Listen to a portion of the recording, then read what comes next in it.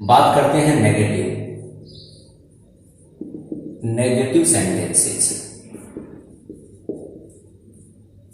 सबसे पहली बात देखिएगा, जो पहचान सूचक शब्द हिंदी की बात करें तो वही ता है, ती है, ते है, ता है इत्यादि रहने वाले हैं। बस उनके साथ में नहीं शब्द और आएगा। क्या आएगा? नहीं। किसके? नेगेशन का भाव को दर्शाने के लिए। और जब नहीं शब्द आता है तो हम लोग नहीं के लिए कौन सा वर्ड यूज करते हैं? नॉट। राइट। बाकी वही जो एडवर्बियल्स थे वो भी वही रहने वाले हैं। राइट। अब देखिएगा, जहां नोट जो है वो कभी अकेला नहीं आता है, इस बात को आप माइंड में सेट कर लें, नोट डाउन करते रहें। और अभी तक सब्सक्राइब नहीं किया चैनल को तो सब्सक्राइब कर लें, बेल आइकन के बटन को प्रेस कर दें और साथियों के साथ वीडियो को शेयर कर लें। ठीक है। अब देखिएगा, ये अकेला नहीं आता, तो अकेला नहीं आता तो इसके साथ हेल्पिंग वर्ब आती है। इसके रूट फर्स्ट की बात करें तो देखिएगा, सबसे पहले हम लोग बात करें हेल्पिंग वर्ब डू या डज का प्रयोग किया जाता है। किसका? डू या डज का। अब गाइस, दो है, जब दो आते हैं तो एक बड़ी प्रॉब्लम, बड़ा इश्यू हो जाता है कि कौन से किसके साथ यूज करें। देखो, अपन एस या एस किसके साथ लगा रहे थे? सिंगुलर सब्जेक्ट के साथ। तो डज का प्रयोग किसके साथ होगा? सिंगुलर सब्जेक्ट के साथ। सिंगुलर सब्जेक्ट में किसको लिया था? ही, सी, इट, नेम और इनके अलावा एक हो या एक का भाव दे तो किसका प्रयोग करेंगे? डज का। अब गाइस, बाकी का क्या बच गया? प्लूरल। तो ऑब्वियस सी बात है, इसको याद कर लो, ये ऑटोमेटिकली याद हो जाएगा। ठीक है। दोनों को याद करने की आवश्यकता नहीं है, एक को याद करो, दूसरा अपने आप याद हो जाता है। तो इसका हम लोग प्लूरल सब्जेक्ट के साथ यूज करेंगे। ठीक है। अब मैंने कहा कि डू डज का प्रयोग तो करेंगे, साथ में हेल्पिंग वर्ब कौन सी आएगी? हेल्पिंग वर्ब के साथ में क्या लगाना जरूरी? नकारात्मक वाक्य, इसलिए नोट भी लगाते हैं। क्या लगाते हैं? नोट। अब बात आती है मुख्य क्रिया। तो मेन वर्ब की हमेशा फर्स्ट फॉर्म का प्रयोग किया जाता है। अब आपको कंफ्यूज होने की आवश्यकता नहीं है 1% भी कि एस या एस कहीं लगेगा, कहीं भी नहीं लगेगा, क्योंकि एस या एस जो लगाते थे वो ऑलरेडी हमने यहां अटैच कर दिया या ऐड कर दिया है। तो अब मुख्य क्रिया की, चाहे वो हमारा सब्जेक्ट सिंगुलर हो या प्लूरल, दोनों के साथ सिर्फ और सिर्फ हमें क्या यूज करना है? मुख्य क्रिया की फर्स्ट फॉर्म यूज करनी है और हेल्पिंग वर्ब ऐसे करनी। राइट। ये नोट डाउन कर लिया। अब आगे बढ़ते हैं, फॉर्मूले की तरफ बढ़ते हैं। फॉर्मूला, पहला जो हमारा फॉर्मूला था वो थोड़ा सा डिफरेंट था। अब हम लोग इसमें थोड़ा सा चेंज कर देंगे। राइट। क्योंकि नेगेटिव सेंटेंस का नकारात्मक भाव, तो पहचान सूचक शब्द तो आएंगे, वो ता है, ती है, ते है, मगर नहीं शब्द और आएगा हिंदी में। और इंग्लिश में हेल्पिंग वर्ब के साथ नोट जब ऐड करेंगे तो हो जाएगा। तो सबसे पहले हमारा फॉर्मूला सिंपल सा बन रहा था। सबसे पहले हम सब्जेक्ट रखते हैं, उसके बाद में मुख्य क्रिया आती है, फिर ऑब्जेक्ट। किंतु यहां पर हेल्पिंग वर्ब और है, इसलिए सबसे पहले हम लोग किसको लगाएंगे? Helping verb. और हेल्पिंग वर्ब या क्या है? डू या डज में से एक लगाना है। गाइस, इस बात को गार्ड मान लो कि नोट हमेशा थर्ड नंबर पे आता है। कौन से नंबर पे? थर्ड। तो थर्ड नंबर बोले तो नंबर 1, नंबर 2 और नंबर 3। इसके बाद में हम लोग यूज करेंगे मुख्य क्रिया। मुख्य क्रिया की कौन सी आएगी? फर्स्ट फॉर्म, और उसके बाद ऑब्जेक्ट, और लास्ट में अदर वर्ड्स को हम लोग यूज करते हैं। तो हमारा फॉर्मूला सिंपल सा हुआ, सब्जेक्ट, हेल्पिंग वर्ब, नोट, मुख्य क्रिया की first form and object. Right. पहले हमारा फॉर्मूला इतना अच्छा था, सब्जेक्ट, मुख्य क्रिया और ऑब्जेक्ट, जब हम लोग अफर्मेटिव सेंटेंसेस क्रिएट कर रहे थे। बट नाउ नेगेटिव सेंटेंस जब यूज करेंगे, नेगेटिव सेंटेंस जब हम लोग फॉर्म करेंगे, जब बनाएंगे, तो दैट टाइम थोड़ा सा चेंज हो जाता है। राइट।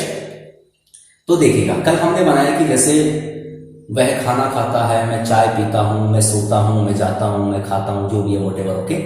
तो यहां पर एक सेंटेंस देखते हैं। अब इसमें नहीं शब्द और आ जाएगा। ठीक है। वह नाश्ता नहीं करती है। लास्ट वीडियो में हमने डिस्कस किया था कि वह नाश्ता करती है। अब हमारे पास एक और वर्ड कनेक्ट हो चुका है, नहीं शब्द और आ चुका है। तो देखिएगा क्या करेंगे। सबसे पहले हमें चूज करना, ये हमारा वह है सब्जेक्ट। सब्जेक्ट क्या कर रहा है? यानी कि करना क्या हो गई? वर्ब। ता है, ती है आ गई।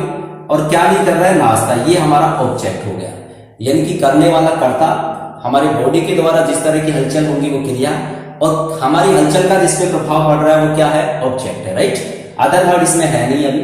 अब नहीं शब्द और आया है, इसका मतलब हेल्पिंग वर्ब यूज करनी है। फॉर्मूला ये है, सबसे पहले सब्जेक्ट को रिकॉग्नाइज करना है। सब्जेक्ट क्या है? हमारा वह है, और करती है, ती है, अर्थात फीमेल है। तो जब फेमिनाइन जेंडर का भाव दे तो सी का यूज करते हैं, और मस्कुलाइन का यानी कि पुल्लिंग का भाव देगी तो हम ही का यूज करेंगे, राइट।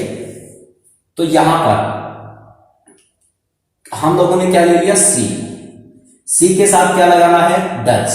तो यहां पर हम लोगों ने क्या किया, डच। मैंने कहा कि यह अकेला नहीं आएगा क्योंकि नकारात्मक वाक्य है, इसलिए नोट हम लोगों ने लगा दिया, सी डच नोट। अब देखिएगा गाइस, यहां तक तो आपने बना लिया। अब ये पहला हमारा हो चुका है। करना को क्या कहते हैं, देखिएगा वैसे तो हम लोग डू बोलते हैं, मगर जिन कार्यों को करने से या जो ऐसे कुछ पदार्थ, पेय पदार्थ इत्यादि जिनको लेने से या जिनको खाने से या जो हम लोग यूज करते हैं उनसे हमें ताजगी उत्पन्न होती है, उसके लिए एक स्पेशल वर्ड बना हुआ है टैक। क्या बना हुआ है, टैक। तो यहां पर हम लोग इसके लिए क्या, नाश्ता हमें ताजगी प्रदान करता है, ताजगी के लिए लेते हैं, तो हम लोग यहाँ क्यों यूज करेंगे, टैक। जैसे चाय, दूध, इनके साथ क्या आएगा, टैक यूज करेंगे, जो बेटर वर्ड है, राइट। तो सी डज नॉट टैक। अब देखो गाइस, ये इस हैक के लिए कोई दिक्कत नहीं है। कई बच्चे क्या करते हैं, इस हैक के चक्कर में इज आर हैड लगा देते हैं। इस है तो सिर्फ पहचान बता रहा है कि प्रेजेंट का है, बाकी इसके अकॉर्डिंग हमने लगा लिया, यहाँ इसकी कोई वैल्यू नहीं है अब, ठीक है। ये सिर्फ बता चुका अपने को, अब इसका कोई रोल नहीं है। तो सी डज नॉट टेक, हमने इसको भी लिख लिया, इसको भी लिख लिया, इसके लिए भी ले लिया। अब हमारे पास बच गया सिर्फ एक, क्या, नाश्ता। तो नाश्ते की स्पेलिंग लिख दो। नाश्ते को क्या बोलते हैं, ब्रेकफास्ट। क्या बोलते हैं, ब्रेकफास्ट। हम लोग वैसे नॉर्मल उच्चारण में इसको ब्रेकफास्ट बोलते हैं, मगर इसका उच्चारण जो है वो हमें ब्रेकफास्ट करना चाहिए। क्या करना चाहिए, ब्रेकफास्ट, राइट। तो she does not take breakfast, simple सा है। ये सब्जेक्ट, सब्जेक्ट के अकॉर्डिंग हेल्पिंग वर्ब, इसके साथ नॉट, मुख्य क्रिया और ऑब्जेक्ट। तो वाक्य को यहां से बनाया और यहां से बनाते हुए ले आए, हमारे पास में सिंपल सा प्रोसेस हो गया।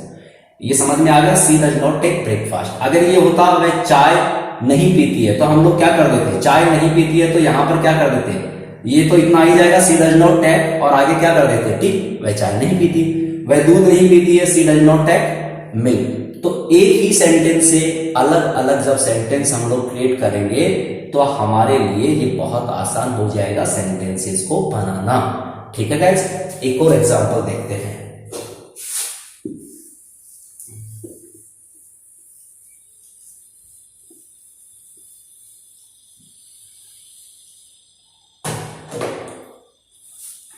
वे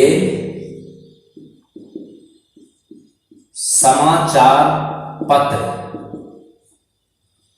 का मुख्य पृष्ठ नहीं पढ़ते हैं। गाइस, सबसे पहले हमें रिकॉग्नाइज क्या करना है, ता, ती, है, ते है, सब किसको इंडिकेट कर रहे हैं, प्रेजेंट टेंस को। आप इसके अंदर नहीं शब्द और आ गया, इसका मतलब ये क्या है, ये प्रेजेंट है, शब्द प्रेजेंट का था, ताती थी, प्रेजेंट सिंपल के हो गए, नहीं शब्द आ गए, इसका मतलब वाक्य कैसा है, नेगेटिव है। इस बात का विशेष ध्यान रखेंगे, क्योंकि जब वाक्य आपको सेंटेंस रिकॉग्नाइज करना आ जाएगा तो ट्रांसलेट करना बहुत आसान हो जाएगा। तो सबसे पहले इसका सब्जेक्ट क्या है, वे, ये चूज करना सीखो। क्रिया क्या है, यानी कि हम क्या कर रहे हैं, बॉडी कैसे मूव कर रही है, पढ़ना। और वैसे ही पहचान सूचक शब्द में को हटाकर उसमें ना लगने से अगर उसका सही रूप बनता है तो वो क्रिया होती है, इस बात का ध्यान रखना। यानी कि पहचान सूचक शब्द में जो हटा देंगे और ना लगाएंगे तो उससे जो रूप बनेगा, अगर सही रूप बन रहा है तो क्या हो जाएगा, वो क्रिया होती है। ये भी याद रखना, ये फॉर्मेट है समझने का। ये हमारी हो गई वर्ब है, कौन सी, मेन वर्ब। अब देखिएगा, नहीं शब्द का मतलब वाक्य नेगेटिव है, और क्या नहीं पढ़ते, आपकी क्रिया क्या नहीं पढ़ रही, समाचार पत्र का मुख्य पृष्ठ, ठीक है। तो सबसे पहले वे क्या है, प्लूरल, तो वे के लिए क्या लेंगे, दे, और बहुवचन है इसलिए हेल्पिंग वर्ब क्या लगाएंगे, डू, दे डू नॉट। पढ़ना को क्या बोलते हैं, रीड। अब मुख्य पृष्ठ, ये उल्टा बना लो, ऐसे भी बना सकते हैं, इधर में से भी है, इधर से बनाएंगे तो ज्यादा इजी बनेगा। मुख्य पृष्ठ, तो मुख्य पृष्ठ को क्या कहते हैं, मेन पेज, ठीक है। और मेन पेज किसका, संबंध बता रहा है, संबंध बताने के लिए का, यानी कि ऑफ का प्रयोग करेंगे। मेन पेज ऑफ किसका, न्यूज़पेपर, तो न्यूज़पेपर ऐसा कैसा लिख देंगे। तो गाइस, हम अगर यहां से बनाकर फिर यूं अगर सेंटेंस को बनाते हैं तो प्रीपोजिशन और अदर जो भी चीजें हैं उनकी मिस्टेक होने की पॉसिबिलिटीज नहीं रहती है, क्योंकि हम पॉइंट टू पॉइंट बनाते हैं और ना ही आपका कोई वर्ड जो है वो मिस होगा। तो आसान सा इस तरह से हम लोग इसको यूज कर सकते हैं, ठीक है गाइस, बहुत सिंपल था। देखिएगा एक और देखते हैं, राधा भगवान श्री कृष्ण की बांसुरी की धुन सुनकर नृत्य नहीं करती है। Guys very simple, but sentence बड़ा हो गया। देखिएगा अगर हम लोग ये छोटे छोटे सेंटेंस बनाते रहेंगे और अचानक से आपको बड़ा सेंटेंस बनाने की दिक्कत आई तो फिर आपको कंफ्यूज हो जाता है। इसलिए बिल्कुल भी माइंड कहने का मतलब अपसेट करने की आवश्यकता नहीं है, बहुत सिंपल है, बहुत सिंपल है। आप देखो अगर मैं नहीं शब्द को हटा दूं एक बार तो सिंपल बन जाएगा, मगर नहीं शब्द से नेगेटिव हो गया। है शब्द का मतलब प्रेजेंट और ताकि इसका मतलब सिंपल। प्रेजेंट सिंपल का ये नेगेटिव सेंटेंस है। फॉर्मूला हमारे पास है, कोई दिक्कत नहीं है। नृत्य कौन नहीं करता है? राधा। तो राधा कौन है? सब्जेक्ट। क्या करती है? ठीक है, तो करना, करना तो हम लोग क्या ले लेंगे? वर्ब। तो यहां पे नृत्य करना को हम एक साथ भी ले सकते हैं। नृत्य करने को अलग अलग लेना चाहे तो अलग अलग भी ले लेंगे, कोई दिक्कत वाली बात नहीं है। टुकड़ों में बांट लो। जैसे गाइस ये अपनी जो चपाती होती है ऐसे बड़ी होती है, मगर हम लोग एक साथ थोड़े इसको खा जाते हैं। इसके हम क्या करते हैं? ग्रास करते हैं, छोटे छोटे टुकड़े करते हैं। थोड़ी देर बाद पता लगता है चपाती तो बची ही नहीं। तो उसी तरह से सेंटेंस को भागों में डिवाइड कर लो, पूरी चीजें से बन जाएगा। ठीक है, कैसे करें? सबसे पहले देखिएगा यहां से सब्जेक्ट कौन है? राधा, और लास्ट में भी आ रहा है करती है, यानी कि फेमिनाइन जेंडर। तो वैसे राधा नाम भी है, ऑब्वियस सी बात है, तो ये पर्टिकुलर इसको इंडिकेट कर रहा है वो फेमिनाइन जेंडर है। तो ये सो सिंपल। अब ये क्या लगा देंगे? Dutch, Dutch. और नहीं का मतलब नॉट। अब यहां से आ जाओ गाइस, ठीक है, ये वाला वर्ड अपन ने ले लिया, इसको काट दो। ये वाला वर्ड अपन ने ले लिया है, जो वर्ड आपने ले चुके हैं उनको हटा दो। अब क्या है? नृत्य करना। नृत्य करना को क्या बोलते हैं? डांस। Does not dance. नृत्य करती है। सुनकर, सुनना भी क्रिया है। जब दो क्रियाएं एक साथ आ जाएं तो दूसरी क्रिया को टू लगाकर लिखा जाता है। इस बात का ध्यान रखना, अलग से इसको नोट डाउन कर लीजिएगा। इसे टू इन्फिनेटिव के नाम से भी जाना जाता है, इसी को हम लोग फिफ्थ फॉर्म के नाम से भी जानते हैं। तो बहुत इजी हो जाएगा, ये बात ध्यान रखना। दो फॉर्म एक साथ, अगर दो वर्ब एक साथ ऐसे की सेम लिख दोगे तो सही नहीं होगा। ये वर्ब फर्स्ट सेकंड थर्ड कोई भी आ सकती है, मगर टू के बाद हमेशा वर्ब की फर्स्ट फॉर्म यूज करनी, इस बात का ध्यान रखना। ठीक है, डायरेक्ट टू के बाद कुछ और लगा हुआ है तो हम अलग तरीके से लेंगे, वो भी मैं आपको समझाऊंगा। तो राधा डज नॉट डांस। सुनकर, सुनना को क्या कहेंगे? टू लिजन, LIST है, जिसे आप लिसन बोलते हैं। क्या बोलते हैं? लिजन। सुनकर। धुन, धुन का मतलब ट्यून की संबंध बता रही है काके की, तो क्या लेंगे? Of, tune of. भगवान श्री कृष्ण एक साथ है, एक साथ है तो श्री कृष्ण और भगवान अलग अलग नहीं है, भगवान श्री कृष्ण एक साथ आएगा, इसलिए लॉर्ड कृष्णा। ये लो साहब, अभी तक हमको ये लग रहा था इतना बड़ा सेंटेंस है, अब इजी वे से बन गया। तो इस तरह से बनाया तो कोई हमारा वर्ड मिस भी नहीं हुआ और हम लोगों ने इजी वे से इसको बना भी लिया। तो कोई भी बड़ा सेंटेंस आ जाए, बड़ा सेंटेंस कभी होता नहीं है। बड़ा सेंटेंस हमारी माइंड की साइकोलॉजी होती है। बाकी जिस तरह से छोटा सेंटेंस बना है उसी तरीके से बड़ा बनता है। बस उसे क्या करना है? डिवाइड कर लेना है, पहले उसे अच्छे से पढ़ लेना है, क्योंकि हमें जल्दबाजी नहीं करनी है, इस बात का विशेष ध्यान रहे। तो guys I think negative sentence में आपको किसी तरह की कोई प्रॉब्लम नहीं आएगी। तो अब हम लोग आगे बढ़ते हैं, आगे मूव करते हैं इंटेरोगेटिव सेंटेंसेस पर। इंटेरोगेटिव सेंटेंसेस में कोई ज्यादा दिक्कत नहीं है, राइट?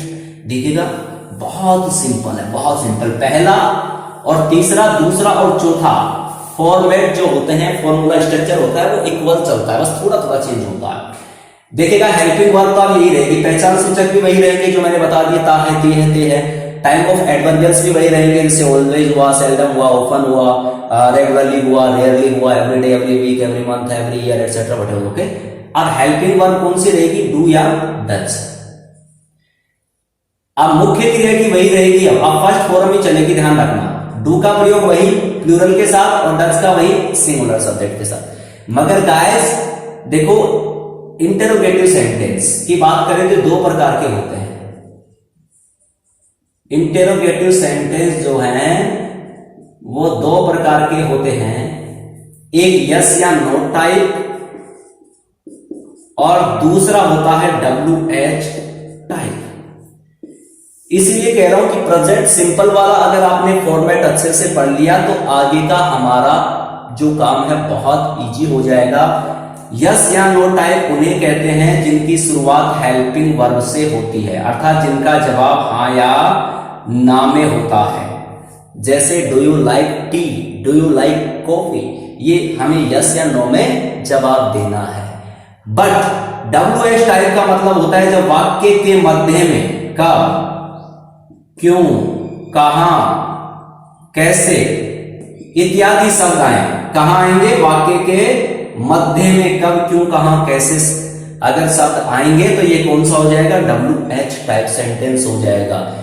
आप कौन हैं, आप कहां रहते हैं, आप कौन सी क्लास में पढ़ते हैं, क्या आप अंग्रेजी बोलना जानते हैं, क्या आप हिंदी साहित्य का अध्ययन करते हैं। तो ये क्या आ रहा है? वाक्य के मध्य में कब, क्यों, कहां, कैसे, कौन इत्यादि वर्ड आएंगे तो ये कैसा बन जाएगा? WH type. और अगर वाक्य में यह है क्या आप खाना खाते हैं, क्या आप मंदिर जाते हैं, क्या आप पूजा करते हैं, तो वाक्य के प्रारंभ में क्या शब्द आ रहा है तो ये कौन सा है? यस या नो टाइप सेंटेंस। तो यस या नो टाइप सेंटेंस आएगा तो उसकी शुरुआत किससे करेंगे? हेल्पिंग वर्ब से। वाक्य के मध्य में कब, क्यों, कहां, कैसे आएगा तो किससे शुरुआत करेंगे? WH वर्ड से। तो गाइस आज सिर्फ आप नेगेटिव देखिएगा, इसका पूरा फॉर्मेट एक अलग वीडियो में समझाऊंगा ताकि आपको आसानी रहे समझने में, क्योंकि एक बार समझ में आ गया तो बार बार दिक्कत नहीं आएगी, इसलिए हम इसको मिक्स नहीं करेंगे। नेक्स्ट वीडियो में फिर मुलाकात करते हैं। Thank you for watching.